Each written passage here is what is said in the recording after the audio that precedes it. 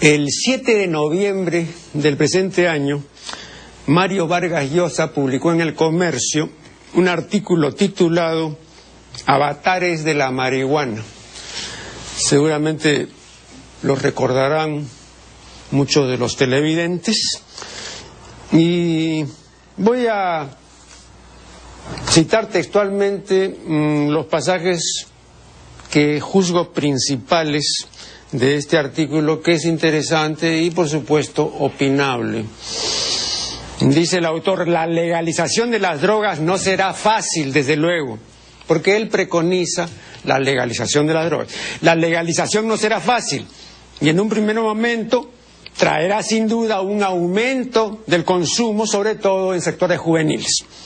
Por eso solo tiene razón de ser si viene acompañada de intensas campañas informativas sobre los riesgos y perjuicios que implica su consumo, semejantes a las que han servido para reducir el consumo de tabaco en casi todo el mundo, y de esfuerzos paralelos para desintoxicar y curar a las víctimas de la drogadicción. Bueno, dos observaciones, o quizá más de dos. En primer lugar, dice Vargas Llosa que el consumo de tabaco ha disminuido en todo el mundo. No es cierto. Lo que ha disminuido en ciertos países es el consumo en lugares públicos, no en todos tampoco, sino en esos lugares donde hay vigilancia y donde hay supervisión, ¿no? Eso es lo que ha disminuido, pero el consumo de tabaco en general no ha disminuido. El país que en el mundo consume más tabaco es la China, y desde siempre, ¿eh? No ahora, siempre. Y no ha disminuido en absoluto. A mí me contaba el profesor Guillermo Dañino, que ha vivido muchos años en la China y que es un gran conocedor de la filosofía china y de todo lo concerniente a la China. Me decía aquí, ¿recuerdan ustedes cuando la entrevisté? Que cómo serán de fumadores los chinos, que cuando él entraba en algún restaurante, ¿no? Tal cantidad de humo, ¿no? Que tenía que hacer así, ¿no? Para ver a ver si había una mesa disponible, ¿no? Terminan un cigarrillo y con la colilla de ese cigarrillo prenden otro, ¿no? No, ni hablar. Ahí no ha bajado en absoluto el consumo. Luego, Vargas Llosa menciona los esfuerzos para desintoxicar y curar a los drogadictos. Vean, una historia alcohólica propiamente dicha se establece en 5 años. A los 5 años ya el hábito del alcoholismo ha arraigado profundamente.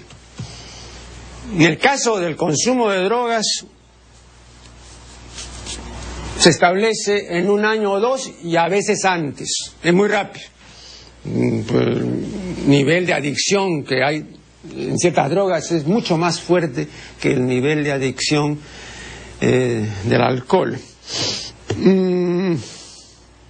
Y una vez que han arraigado ambos consumos, el del alcohol y el de las drogas, ya no se puede hablar de curación. No hay exalcohólicos, no hay exadictos. Si no me creen, sugiero que conversen con la gente de Alcohólicos Anónimos y de Narcóticos Anónimos. Ambas son instituciones serias y de mucha trayectoria y que saben perfectamente lo que dicen. Por eso Alcohólicos Anónimos se llama así. Ellos no dicen ex-alcohólicos, no, es que siguen siendo alcohólicos. Tampoco los narcóticos, no, ellos siguen siendo adictos. Y de lo que se trata es de no caer hoy, pero quizá mañana caiga, ¿no? Entonces, el carpe diem horaciano, ¿no? Claro, aprovecha el día presente porque de repente mañana vuelves a consumir, ¿no? Así hasta el fin de tus días. No hay exadictos, no hay exalcohólicos. Y por otra parte, y según las últimas investigaciones de Cedro, el consumo de alcohol ha aumentado considerablemente entre las mujeres y hoy las mujeres toman tanto como los hombres y a veces más que los hombres. Antes, yo recuerdo en la década de 1980, en un lugar público era muy raro ver a una mujer tomando cerveza. Ahora es pues, lo común y corriente, ¿no? Sí. Y cuando uno va a un fin de semana a Barranco y todo, y entra en las pubs y en una serie de otros establecimientos, las que toman más son las mujeres, evidentemente. Luego dice el autor lo siguiente: el efecto más positivo e inmediato de la legalización de las drogas será la eliminación de la criminalidad que prospera exclusivamente gracias a la prohibición. Un mercado legal acabará con los grandes carteles, privándolos de un cuantioso negocio y arruinándolos. Como el problema de la droga es fundamentalmente económica tiene también que ser su solución. Eso dice Vargas Llosa. Siento contradecirlo. El problema de la droga no es fundamentalmente económico. Y aquí Vargas Llosa no solo se equivoca, sino además que se contradice, ¿no? Pues en otro de sus escritos afirma que la drogadicción es una manifestación más de lo que él ha llamado con propiedad la civilización del espectáculo. Yo había traído el número de Arquinca del mes de marzo del año 2009, si no me equivoco, el número 160 me parece. Ahí está el artículo de Vargas Llosa titulado precisamente La civilización del espectáculo. Es un artículo que yo en su debida oportunidad mostré aquí, es un artículo que tiene mucha miga y substancia, y que quienes lo desconozcan, pues les sugiero que lo lean, ¿no? Por supuesto es un artículo discutible, ¿no? Pero en todas estas cosas, el carácter opinable de las manifestaciones es casi de rigor, ¿no? Y aquí justamente, ¿saben lo que dice en este artículo? Vargas Llosa dice lo siguiente: en nuestros días el consumo masivo de marihuana, cocaína, éxtasis, crack, heroína, etcétera, responde a un entorno cultural que empuja a hombres y mujeres a la busca de placeres fáciles y rápidos que los inmunicen contra la preocupación y la responsabilidad, al encuentro consigo mismos a través de la reflexión y la introspección, que repelen a la cultura frívola, que las considera aburridas. Para millones de personas, las drogas sirven hoy como las religiones y la alta cultura ayer para aplacar las dudas y perplejidades sobre la condición humana, la vida, la muerte, el más allá, el sentido y sinsentido de la existencia. Ellas, en la exaltación y euforia o serenidad artificiales que producen, confieren la momentánea seguridad de estar a salvo, redimido y feliz. Se trata de una ficción, no benigna, sino maligna en este caso, que aísla al individuo y que solo en apariencia lo libera de problemas, responsabilidades y angustias, porque al final todo volverá a ser presa de él, exigiéndole cada vez más dosis mayores de aturdimiento y sobreexcitación que en vez de llenar profundizarán su vacío espiritual.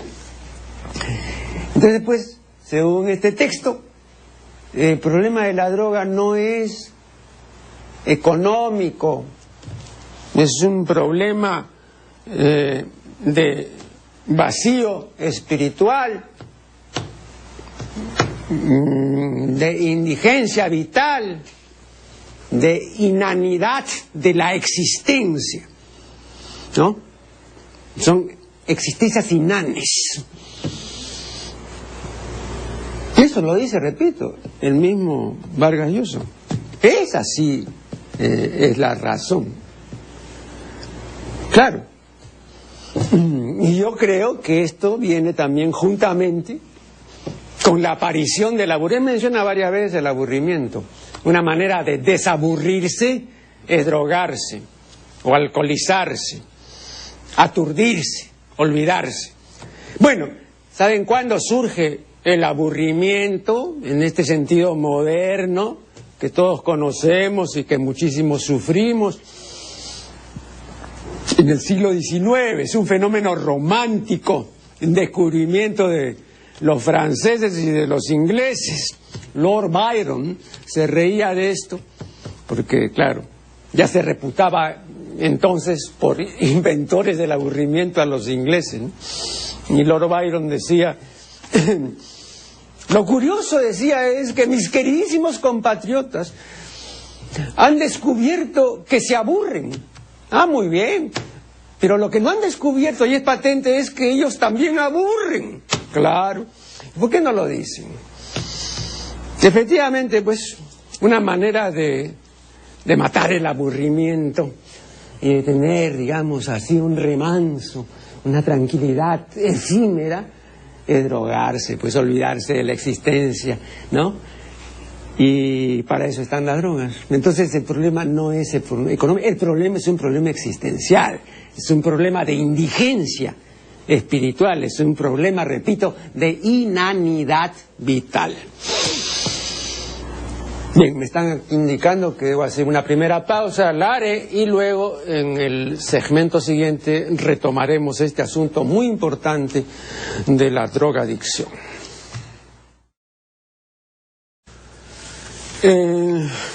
Dice lo siguiente Vargas Llosa: un Estado de Derecho no puede legitimar los crímenes ni los delitos sin negarse a sí mismo y convertirse en un Estado bárbaro.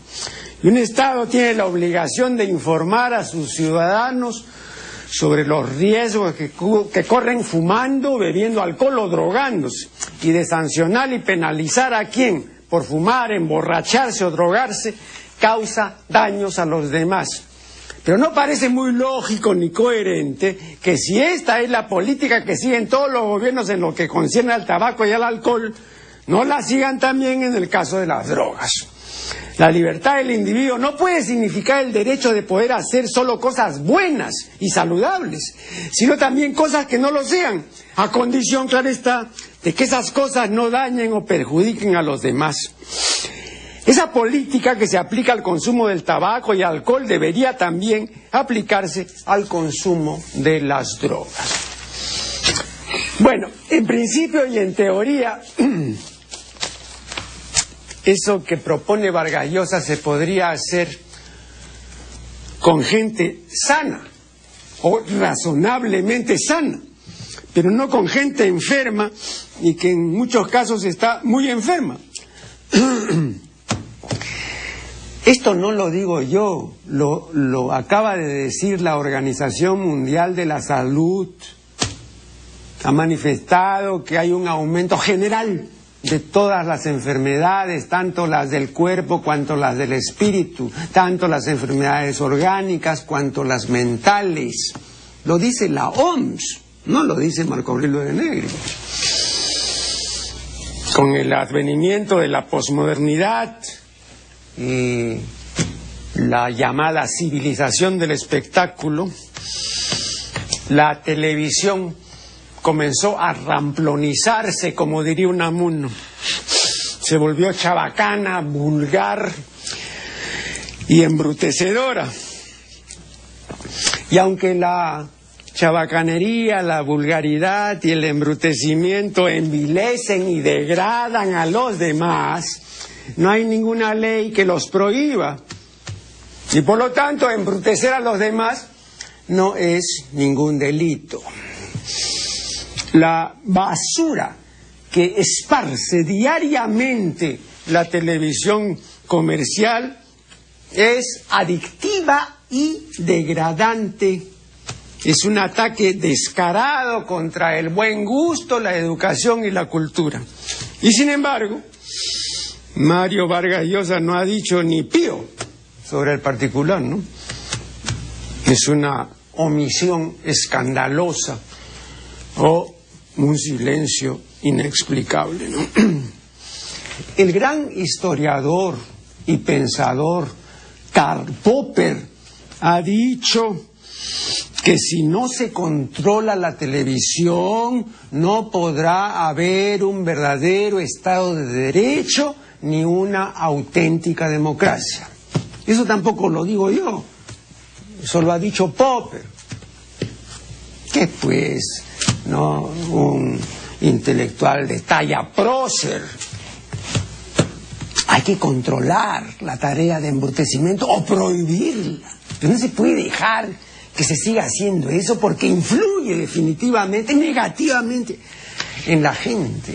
Y muy rápidamente además. Y en ese sentido es exactamente igual que las drogas, ¿no?, que terminan pues degradando sobremanera y considerablemente al mal llamado Homo sapiens, ¿no?, que en realidad no es el hombre que sabe, sino el Homo incipiens, el hombre que no sabe. Bien, pasemos ahora a otro asunto. El otro día vi en la televisión, ¿no?, a un analista mexicano que estaban discutiendo el asunto de las drogas y de las organizaciones mafiosas que hay en México y la cantidad de muertos que todo esto ha ocasionado, etcétera, ¿no? Y entonces decía algo pues que es muy cierto, para que vean ustedes cómo está interconectado aquí todo, ¿no? Decía, vean ahora, ¿no?, Estados Unidos, ¿no?, que es el principal consumidor de droga, ¿no?, nos ayuda con no sé cuántos millones, no muchos, ¿no?, para combatir el narcotráfico y todo, ¿no? Y entonces nosotros luego nos enteramos inmediatamente de la cantidad de armas que vienen de Estados Unidos. ¿Saben ustedes cuántas armas vende Estados Unidos a México diariamente? 2,000. Entonces, ¿para qué sirve esos milloncitos que da para combatir el narcotráfico? Si está vendiendo 2,000 armas diarias. ¿Ah? O sea que va a parar la industria del armamento. No, jamás. El asunto es muy complejo. Fernando Luque Badenes ha publicado Las alas de la lombriz. Las alas de la lombriz. Fernando Luque Badenes, Las alas de la lombriz. Editorial Arcabas. Aquí es Sociedad Anónima en Comandita, 121 páginas. En una obra literaria, generalmente hablando, hay personajes, diálogo, acción, asunto, trama y desenlace. La distribución y orden con que está una obra literaria se llama estructura. La manera peculiar de escribir que tiene un autor y que es como el sello de su personalidad literaria, se llama estilo. Al autor que se distingue por tener una escritura esmerada y elegante se le llama estilista. Pues bien, refiriéndome concretamente a esta novela corta del señor Fernando Luque, debo manifestar en relación con el estilo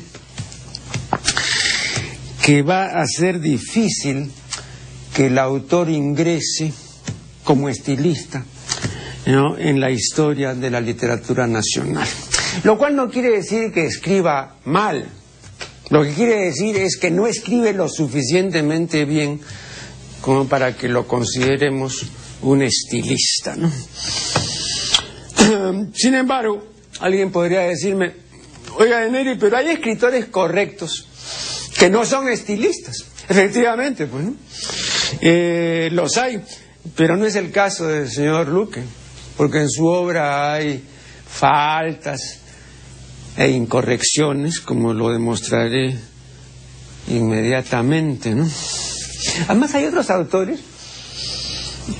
que además los primeros que sabían eso son ellos mismos, ¿no? El caso de, estoy pensando, de Julio Cortázar, ¿no?, que han sido extraordinarios narradores, pero que estaban enemistados prácticamente con la gramática. Si ustedes han tenido la paciencia de leerse los 3 tomos de correspondencia de Cortázar, ¿no?, una cantidad de cartas donde se debaten estas cosas o se discuten estas cosas con las editoriales, ¿no?, estas cosas relacionadas con la gramática, ¿no? Y él se quejaba y decía, sí, ya sé que hay una diferencia entre deber y deber de, ¿no? Sí, ya sé, pero yo no quiero poner el de porque no me gusta, le decía.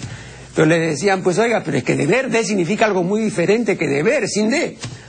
Bueno, yo me cago en la gramática, decía, pongan sin de. Y así, hay una cantidad de cartas de ese tipo, ¿no? pero era un gran narrador, ¿no? Indudablemente. Además un gran tipo, ¿no? Un tipo ya aparte, ¿no? Muy, muy, muy lamentable que muriera. Bueno, aquí va una lista para colaborar, porque yo creo que esta obra está bien estructurada, ¿no? Se desenvuelve bien. No, o sea, en ese sentido yo no la impugno, ¿no? Pero podría estar mucho mejor, pues, si se limpiaran estas cosas que voy a manifestar, que son lunares y lunarcillos, y a veces moretones, ¿no? En la página 17, 19, 35, 41, 58 y 63, el señor Fernando Luque usa la expresión a lo largo de... Ya he dicho anteriormente, creo que comentando el libro de Santiago Roncaliolo, que esta expresión a lo largo de, que significa durante, y que se usa en relación con el transcurso, o sea, con el paso del tiempo, es una expresión que solo ha venido a aceptar el diccionario en su última edición, que es la 22ª. Y que la expresión que estuvo siempre antes en el diccionario no tiene preposición. Porque la expresión que había antes, y basta revisar las ediciones anteriores, era simplemente a lo largo. Y a lo largo significa en el sentido de la longitud de una cosa. Por ejemplo, a lo largo de la carretera, a lo largo del corredor, ¿no? Siempre se indica para cosas físicas, para cosas espaciales. Nunca se usó para el transcurso, nunca se usó para el paso del tiempo. Y el gran gramático, ya lo he dicho también anteriormente, pero ahora lo reitero, el gran gramático Emilio Martínez se ríe de esta admisión de a lo largo de... ¿no? Y se ríe pues y dice, qué bien, dice, ahora que también se puede usar en relación con el tiempo. Entonces yo propongo que cuando el tiempo sea breve, cuando el transcurso sea breve, cuando el lapso sea corto, digamos no a lo largo, sino a lo ancho. Y cuando sea largo, pues 2 o 3 años, digamos a lo largo. Pues no, por favor, decía, ¿no? Estoy absolutamente de acuerdo con él.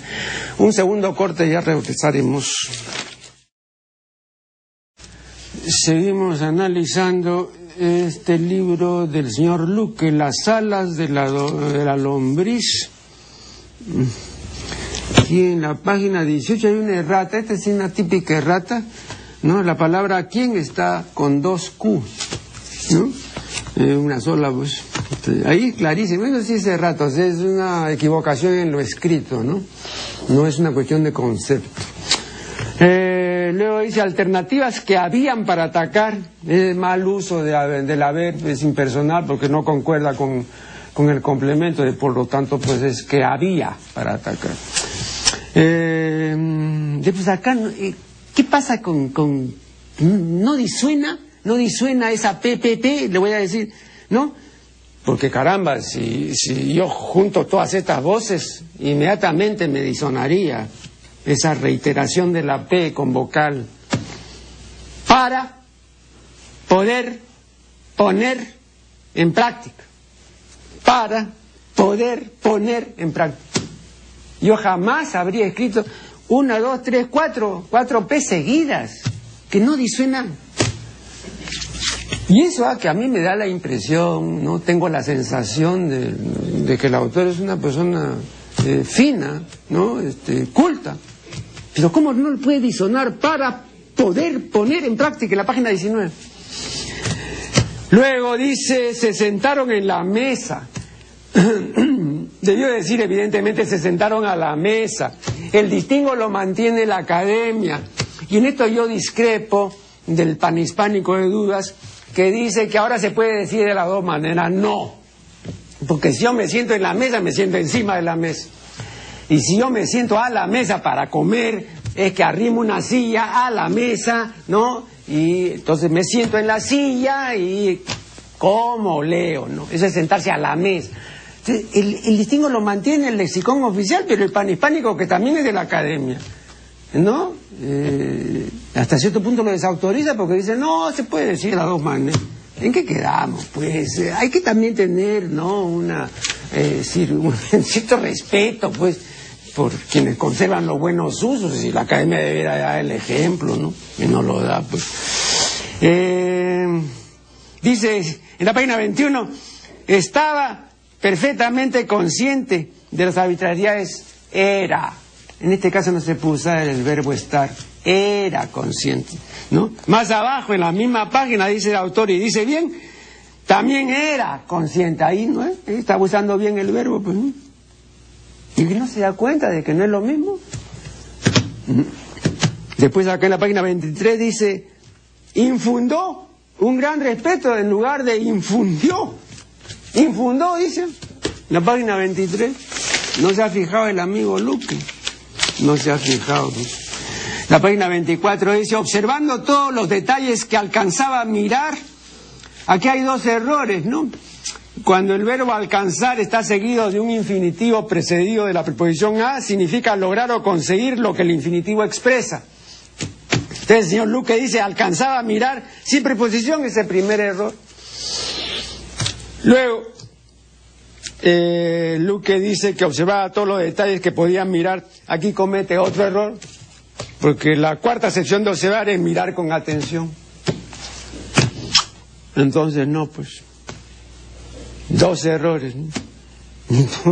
Estaba observando, estaba mirando, pues, con atención. Está reiterando innecesariamente con otro verbo el mismo concepto, pero no se da cuenta. Elemental.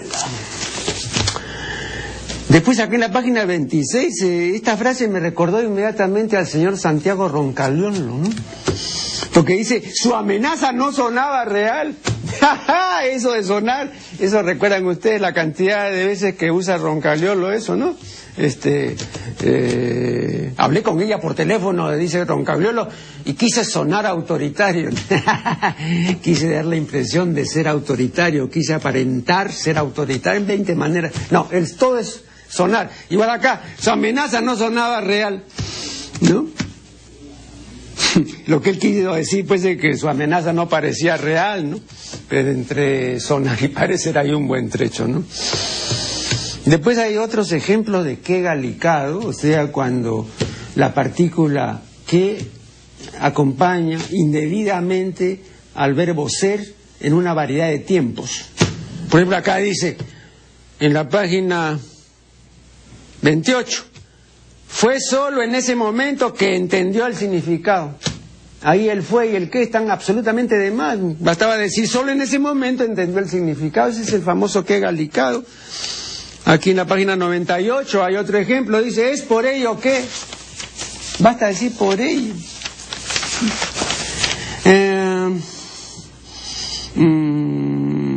Bueno, acá dice... Guaira también convenció al rey de hacer algunas de las grandes obras sociales. De hacer, para hacer.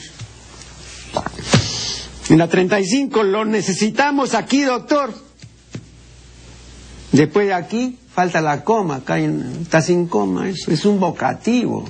Hay que poner coma, pues. La página 37, Guaira creó una gran variedad de fórmulas, cada una conteniendo una alteración sustancial. Ese uso del gerundio es indebido. Ese es un uso que llaman al gerundio comercial, que se usa mucho, pues la secretaria dice, le enviamos la remesa que usted solicitó conteniendo tantas botellas de whisky. No se puede hablar así, no se puede decir. Hay que decir, ¿no? Cada una que contenía tal cosa, o cada una, para usar el participio de presente, continente de tal cosa. No, ese es el participio activo. A ver si se enteran, pues. La página 46. En esta página hay un párrafo de 9 líneas y que contiene 5 ejemplos de tiempos compuestos con el verbo haber y participios en ado 2 veces y en ido 3 veces. Y aquí la lista de los ejemplos, ¿ah? Se habían programado, habían logrado, habían decidido, habían ocurrido, habían podido, ¿no? Esta reiteración no solo es cansadora, sino reveladora de una sintaxis escasamente creativa, ¿no? Ese es un reproche, ¿no? Respetuoso que yo le hago al señor Luque. Porque como no le ha adicionado eso, se habían programado, habían logrado, habían decidido, habían ocurrido, habían podido. En 9 líneas, no, pues ese es un abuso. En la página 49, nadie más de todos los que estaban ahí se atrevieron a seguirla. Nadie más, pues entonces se atrevió, como se atrevieron. Está mal la pluralización, ¿por qué pluraliza? Porque nadie significa ninguna persona, es un pronombre indefinido. Entonces es una persona, entonces se atrevió, pues, elemental. En la página 51, a pesar de ello, Guaira se dio cuenta desde que la conoció que tenía un valor y personalidad excepcionales. ¿Se dio cuenta de qué? El régimen de darse cuenta es de. Uno se da cuenta de una cosa, pero no se da cuenta qué, no. Uno se da cuenta de tal cosa. Porque cuando uno pregunta, uno dice, ¿de qué te diste cuenta? Uno no dice, ¿qué te diste cuenta? No, ¿de qué te diste cuenta? En la página 54, en la 68, no pudo percatarse que, igual, ¿no? Acá no pudo percatarse, pero el régimen de percatarse es de. Entonces no pudo percatarse de qué. Luego el rey escuchaba atento. No, pues si escuchaba tiene que ser atento, porque escuchar es oír con atención, de modo que decir que el rey escuchaba atento es una reiteración absolutamente innecesaria. Basta decir el rey, ¿no? Ahora, si hubiera dicho el rey oía atentamente es otra cosa, pero escuchar es oír con atención. Luego aquí hay varios ejemplos del uso indebido de un anglicismo, una acepción anglicana del verbo diseñar. No, acá dice, por ejemplo, un solo ejemplo, hay varios, ¿no? Pero dice en la página 63, empezaron a diseñar el plan de protección. En la 19, diseñado mentalmente. Diseñado mentalmente, pero lógico, pues no va a ser pues, corporalmente, pues no tiene que ser mentalmente, no hay veces también. Luego igual, ¿no? En la página 66, en la 79 está el sustantivo diseño, en la 82 es otro ejemplo de diseñar, etc. Una de las acepciones en inglés del verbo to design es crear, concebir, imaginar, producir, forjar, conceptualizar, idear. Todo eso significa, en una de sus acepciones, el verbo to design en inglés. Esta acepción de to design pasó vía las ciencias sociales a la jerga de las ciencias sociales. Y de las ciencias sociales que se imparten en los Estados Unidos pasó, ¿no?, a la jerga de las ciencias sociales en los países hispanohablantes. Y entonces, desde hace más o menos 40 años, porque yo lo recuerdo perfectamente cuando era traductor del Instituto de Sociología de la Universidad de San Marcos, ya se usaba esto. Y yo me veía, pues, ante esta situación de tener que traducir y diseñar. Y le decía al doctor Mejía Valera, que era el director del centro, le decía, pero no se puede usar esta acepción anglicana. Eso lo recuerdo perfectamente hace más de 40 años, ¿sabes? 45, quizá más, muchos años. La academia no admite esta acepción de diseñar, no admite este anglicismo. Pero su uso está muy extendido y la verdad es que a los hablantes ya no les importa el sentir de la academia al respecto. Pero a quienes somos amantes del bien decir sí nos importa. Y creo yo que el señor Luque tiene buenas condiciones y puede ser, andando el tiempo, no un prosista excepcional ni un novelista pues de primera, pero sí un escritor respetable, ¿no? Pero debe pues limpiar y debe cuidar su prosa, ¿no? Lógico, pero decir pues que diseñó eso y todo, pues parece que está hablando un sociólogo, parece pues que está hablando pues un empresario. Vamos a diseñar una estrategia, ¿no?, para introducirnos en el mercado tal de... No, por favor, pues está bien eso pues para los empresarios, pero nosotros no somos empresarios. Un nuevo corte y ya regresaremos. Bien, temo cansarlos, pero hay muchas otras faltas en este libro de Fernando Luque. No quiero pues fatigarlos y solamente voy a agregar lo siguiente, ¿no? En la página 66, la lectura del penúltimo párrafo es insufrible por la reiteración de una misma desinencia. Aludo a IA y a la variante Ian, ¿no? Y leo textualmente.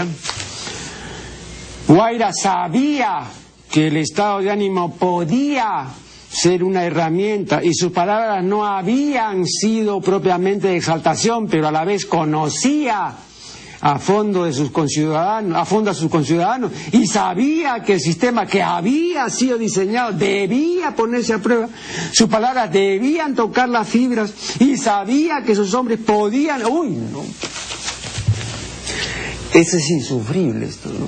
Yo le digo con toda cordialidad al amigo Luque, no le disonaba esa terminación, esa desinencia es insufrible cuando se repite tanto, 1, 2 veces, bueno, pero no pues la cantidad de veces, ¿no?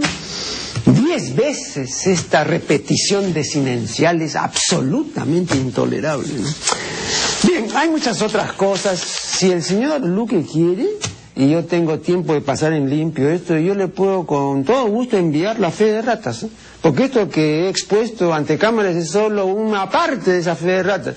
No quiero pues entrar en mayores detalles porque puede ser cansador y yo no quiero en absoluto cansar al auditorio o a la teleaudiencia, perdón, ¿no? De modo que, ya sabe, el señor, ¿no? si desea, le envío la fe de ratas. Acá en la última página, perdón, en la página 113 dice, el camino que seguía era el correcto. Estimado señor Luque, los caminos no son correctos ni incorrectos. El estilo de un escritor, la prosa de un escritor puede ser correcta o puede ser incorrecta. Y cuando una persona tiene una conducta moral intachable, entonces se dice que es una persona correcta. Pero los caminos pueden ser los caminos adecuados, pueden ser los caminos convenientes, los caminos verdaderos, y todo, pero no pueden ser correctos. ¿Cómo se le ha ocurrido decir eso? Es una barbaridad. Dios mío, bueno, no puedo pues recomendar este libro, repito, porque tiene una cantidad de faltas, todas ellas subsanables, ¿no? Pero faltas al fin, pues. Bien, rápidamente, acá he recibido varios correos electrónicos, me referiré rápidamente a algunos. Acá hay un señor, me parece que es de Arequipa, ¿no?, que dice que sufre de antropofobia y que él considera que eso es grave, que prácticamente eso ya le impide salir de su casa, que no tolera pues el contacto ni la presencia de otros seres humanos, etcétera, ¿no? Y que le recomiendo, o que qué puedo decir al respecto. Vea, la antropofobia, o sea, la aversión al ser humano, y la misantropía, o sea, el odio al ser humano, odiar, son tan antiguas como el ser humano, ¿no? En primer lugar eso. Y el problema no es la misantropía ni es la antropofobia. No, ese no es el problema, al menos tal como yo lo veo, ¿no? El problema es la infecundidad, la irrealización, la increatividad, la vacuidad de la existencia, ¿no? La inanidad de la existencia. Ese es el problema. Y claro está que es muy fácil atribuírselo a la antropofobia o a la misantropía, ¿no? Sin tener en cuenta, entre otras cosas, que ha habido y hay grandes creadores antropofóbicos o misántropos, pero que se han salvado y se salvan porque son grandes pues creadores. Entonces, el hecho de la antropofobia o la misantropía es un dato que puede hasta cierto punto caracterizarlos, pero no los anula ni impide su existencia. Le mencionaré algunos: Nietzsche, Strindberg, Cioran, Bukowski y tantos otros que no han sido amantes del ser humano, sino odiantes del ser humano. Vea, voy a referirle rápidamente una anécdota en relación con el gran dramaturgo Augusto Strindberg. La bailarina Isidora Duncan lo admiraba mucho y cuando estuvo en Estocolmo le envió una nota diciéndole que tendría mucho gusto si Strindberg pudiera ir a verla bailar.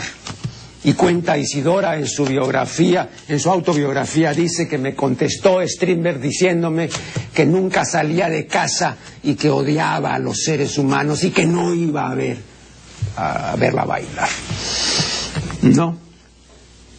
Pero Strindberg ha dejado obra, ha sido un creador, ¿no? Pero como el mismo Strindberg decía, odiaba a los seres humanos. Esto me hace recordar una de las películas de Woody Allen, ¿no? Woody Allen organiza un concurso, creo, entre mujeres, ¿no? Y es un concurso para ver quién produce el escrito que sea un escrito de optimismo y de sí a la vida, ¿no? Y el premio que se le va a conceder es el premio Strindberg. Es decir, la antítesis. Bien, vean, Freud decía que los pacientes buscan dos cosas: compasión y simpatía. Pero que estas dos cosas, momentáneamente, si se les da estas dos cosas, ¿no? Sonríen, se sienten bien y todo, pero ninguna de estas dos cosas los cura. No, porque siguen paralizados y siguen creativos y siguen con esa vacuidad existencial que los caracteriza. Entonces, ¿cómo se puede hacer para volverlos productivos? Bueno, para volverlos productivos o para que comiencen a hacerlo, ¿no? Hay que tener una actitud diferente, una atención viva y despierta, una perseverancia, una tenacidad, hay que sostener el esfuerzo, no cejar en el intento, etc. Yo por eso, estimado señor de Arequipa, les recomiendo, para mejorar sus niveles atencionales, solamente por eso, que tome un curso de karate, no de karate, esa es una pronunciación bárbara, karate. Y verá usted cómo mejora muchísimo su atención. Tómelo así en la madrugada, que es la mejor hora, ¿no? Y entonces, no para que usted sea eventualmente un gran especialista en artes marciales, no, sino para mejorar la atención. El karateca está permanente, ¿no? Una gran atención, eso usted necesita. Pero usted si está pensando que tiene la antropofobia, ay, que no puede ver a los seres humanos, no lo vea, pues, pero crea algo, que haga algo, pues, ¿no? No se paralice. Luego acá un amigo me dice que le puedo informar acerca de lo que él llama el juego del Jankenpo, ¿no? Bueno, lo que le puedo decir es que en primer lugar no es un juego, es un trámite para ver quién va a dar inicio al juego que se va a jugar en ese momento. Entonces, los que van a jugar o los que van a ver quién comienza primero, rigen entre ellos la precedencia, ¿no? Y rigen la precedencia mediante este trámite del Jankenpo, ¿no? Y entonces cada uno de ellos saca, ¿no?, una mano, ¿no?, con una tijera, que es la mano cortante, con un puño, que es la mano contundente, y con la mano abierta, que es la mano envolvente. Entonces, lógicamente, si uno saca la mano abierta y el otro saca una tijera, la tijera corta la mano abierta, ¿no? Bueno, y así sucesivamente. Entonces, el que gana, ese es el que inicia el juego. Bien, pero es un trámite, ¿no? No, eso no es un juego, ¿no? Yo tengo una bibliografía sobre el juego, ¿no? Y he consultado a una serie de especialistas y nadie lo considera juego. Ahí hay una sección del verbo regir, porque dice se la rigen, vamos a regirla. Quiere decir, vamos a ver quién tiene la precedencia, vamos a ver quién es el que comienza el juego, quién es el primero, que hace el prime, etcétera, ¿no? Yo, estos son recuerdos que tengo de mi ya lejana juventud, ¿no? Luego acá dice que si que me oyó hablar algo de la alienofobia, ¿no? Y que si la alienofobia es natural o es aprendida. No, la alienofobia es innata, no es una conducta aprendida, ¿no? O sea, el rechazo del extraño, el rechazo del ajeno a la tribu, no es aprendido, no es un rechazo que viene de fábrica, ¿no? Este es un descubrimiento de la Escuela Etológica Contemporánea, ¿no? Y de esto me he ocupado en mi ensayo titulado Naturaleza y Artificialeza en el Ser Humano, ¿no? Bueno, luego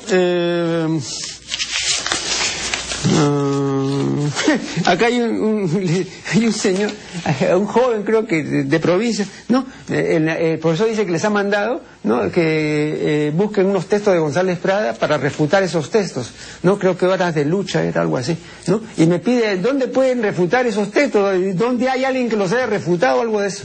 Me parece completamente irresponsable y una falta absoluta de seriedad encargar a los alumnos que vayan a refutar a Manuel González Prada.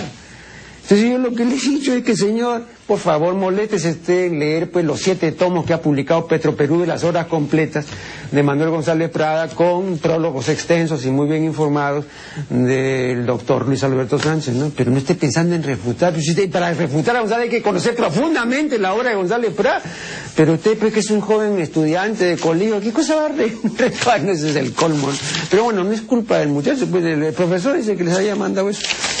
Bien, me indican que el tiempo se ha vencido y eso es todo pues lo que concierne a esta presente edición de la Función de la Palabra. En la siguiente estará con nosotros el intelectual arequipeño y gran diccionarista, tiene un inmejorable diccionario de arequipeñismos, Juan Guillermo Carpio Muñoz. Será pues hasta la próxima.